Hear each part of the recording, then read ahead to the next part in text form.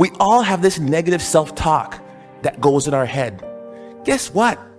There's enough people that are telling us we can't do it, that we're not good enough. Why do we want to tell ourselves that? We know for a fact that thoughts influence action.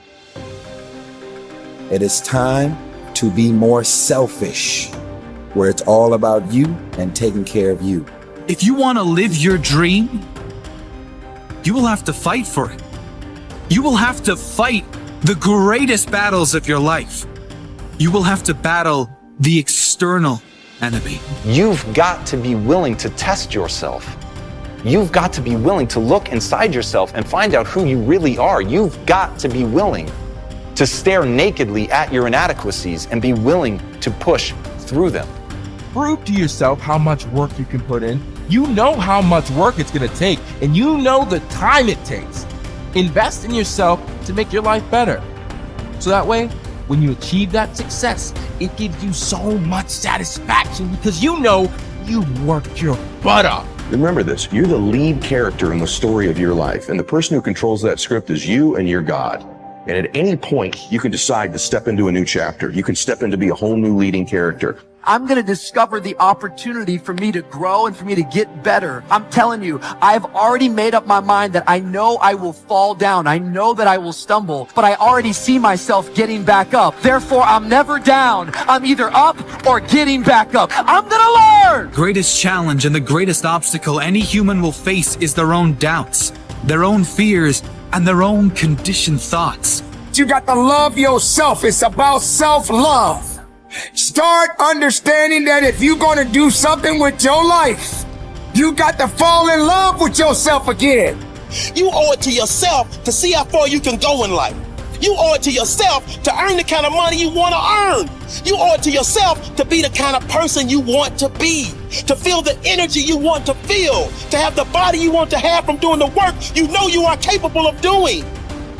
You owe it to yourself to feel the pride of knowing you made your life. You didn't get lucky. You worked for it. You sacrificed. When it was hard, you pushed harder. Because you were born to be a beacon of light. You were born to overcome any fear or any fright. You were born to have next level vision and not just sight. You were born with the heart, will, and passion to never give up and fight and fight and fight. The greatest achievements in the world defy logic. They are born from belief. The greatest achievements did not come from someone who saw what was possible and didn't dare attempt better. The greatest achievements came from those who see what is possible, but still believe they can achieve something impossible. Life seemingly does not wish to waste success on the unprepared. Life says, why waste a fortune on this person? They're not prepared to do the right things with it. They're not prepared to use it wisely. If a fortune was bestowed upon this unprepared person, it would probably be wasted. The people that could have been touched won't be touched. What could have been done won't be done because this fortune will have been wasted on the unprepared person. So not only look for fortune, not only look for the promise, but prepare yourself and ask of yourself, what can I do to make myself ready? Because remember, life was designed not to give us what we want, not to give us what we need, but life was designed to give us what we deserve. Every value in life must be paid for, and those that pay are the ones that get it. It says those that give receive. Someone says, I wish to receive, I wish to receive. You don't have to concentrate on receive. Just become a good giver. It says those that search will find. Someone says, well, I need to find some good ideas to help change my life for the future. Then to find good ideas, that doesn't come because you need them, because it comes because you search for them. If you want good ideas, you got to go after them. You got to go to the class, you got to go to the workshop, you got to go to the training, go to the book, right? You got to go to the journal. Right? Go where good ideas are being taught, go searching, go looking, because good ideas are not going to be wasted on those that are not seeking, searching, well prepared. So, prepare yourself to be ready for fortune when it comes, to be ready for challenge when it comes, to be ready for opportunity when it comes. Opportunity comes along and passes by the person that is not well prepared. I want to prepare myself this year for next year. Yes, I wish to be effective this year, but I'm also thinking of ways, how could I be better? How could my ideas be more powerful? How could they be sharper, more clear? How could I reach some people next year that I perhaps can't reach this year? I haven't reached deep enough into my own soul to affect some people. Some people just pass by and say, hey, what a good speech. But how could I make it stronger than that, deeper than that, more powerful than that? I cannot be as powerful as I could be next year. You know, you can't go to the 10th grade in the 5th grade. You just got to go through the grades, but the more you are prepared, when the 10th grade finally comes, now you can cash in and get 2 times, 3 times, 5 times more value from it by being prepared.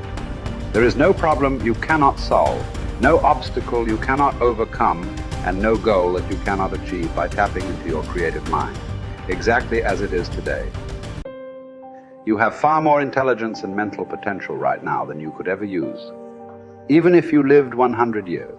Just because you have not accessed all of your mental powers up until now does not mean that you cannot begin using them from this day forward. Physical fitness and mental fitness are very similar in some respects. If you want to become physically fit, you have to work out and engage in physical exercise. If you want to build physical muscles, you must pump iron and drive new blood into your muscles by straining them with dumbbells or barbells. The more stress you put on your muscles, the stronger they become over time. Your mind is very similar. In order to build your mental muscles, you have to pump mental iron. You have to put stress and strain on your brain, concentrating all of your mental energies to generate ideas and solutions and to solve problems on the way to your goals.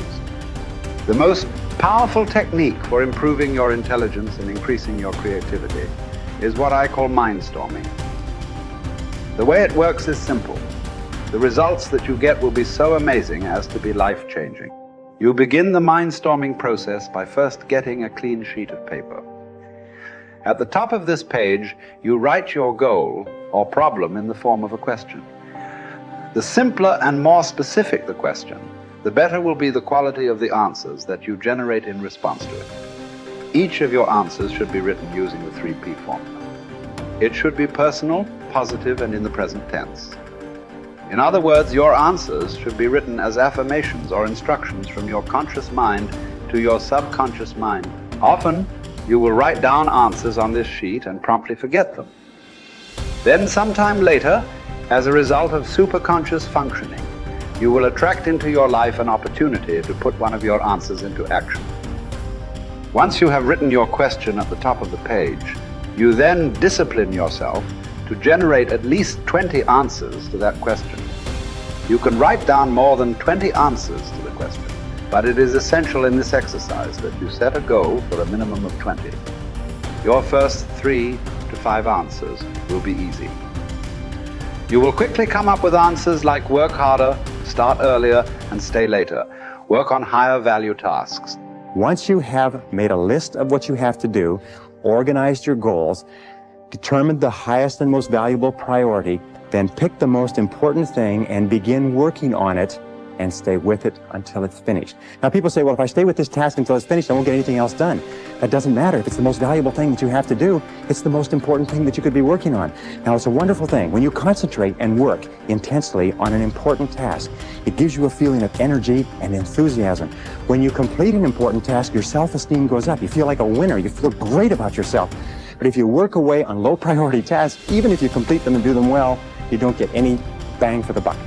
You don't get any excitement or thrill from doing something that's not important. As a matter of fact, most stress, anxiety, frustration in the world of work today comes from working very hard on irrelevant tasks. Benjamin Trigo said, if it's not worth doing, it's not worth doing right. And I think it was Drucker who said, the very worst thing in the world is to do very well what need not be done at all. The 6th key to time management is deadlines. How do you set deadlines? First of all, when you set the goal, when you specify the task, set the deadline when it's going to be accomplished. Always set the deadline with lots of room to spare, and always try to finish before the deadline. Tell other people that you're going to finish by this deadline. Promise others that you'll have your work done. It's a powerful way to act as what is called a forcing system. A forcing system is something that motivates you to stay at it. Because if you don't set a deadline and give yourself a forcing system, you fall into the trap of what is called Parkinson's law. Now, Parkinson's law says that work expands to fill the time allotted for it. But if you have 2 hours of work to do and 8 hours of time, you will stretch that work over 8 hours. Parkinson's law also says that work contracts to fill the time allotted for it. If you have 8 hours of work to do, and because of an emergency you have to have it done in 2 hours, you will get it done in 2 hours. Highly effective people are always setting tight, stringent, disciplined deadlines on themselves so they get more work done in a short period of time rather than less work done in a long period of time.